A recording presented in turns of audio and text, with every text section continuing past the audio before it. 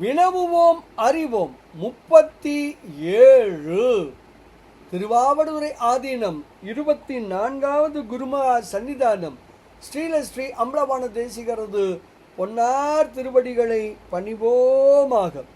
வினவுவோம் அறிவோம் 37. 37வது வினா. வேத ஞானிக்கும் மெய் ஞானிக்கும் என்ன வேறுபாடு?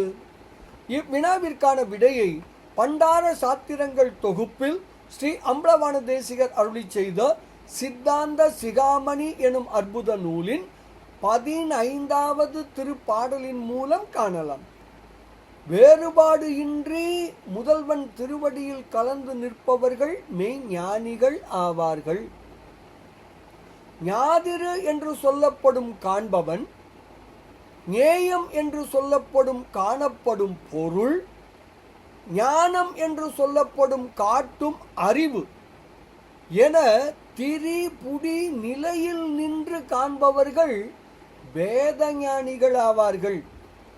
இந்த வேத ஞானிகளும் மெய்ஞானிகளும் உலகத்தவர் அனைவருக்கும் ஒப்பாவர். ஆயினும் ஒரு முக்கிய வேறுபாடு உண்டு. வேத ஞானிகளுக்கு அவர்களை பந்திக்கும் தீய மலத்தை அறுத்து அருள்வான் முதல்வன். மெய்ஞானிகளுக்கு இந்த பாச நீக்கம் மட்டுமன்றி சிவானுபூதியாம் முக்தி பேரின்பத்தையும் எந்தவித ஐயமுமின்றி வழங்கி அருள்வான் பெருமான். இதுவே இந்த இருவருக்கும் உள்ள முக்கிய வேறுபாடு. இதனை ஸ்ரீ அம்பலவாண தேசிகர் அருளி செய்த சித்தாந்த சிகாமணி எப்படி கூறுகிறது தெரியுமா?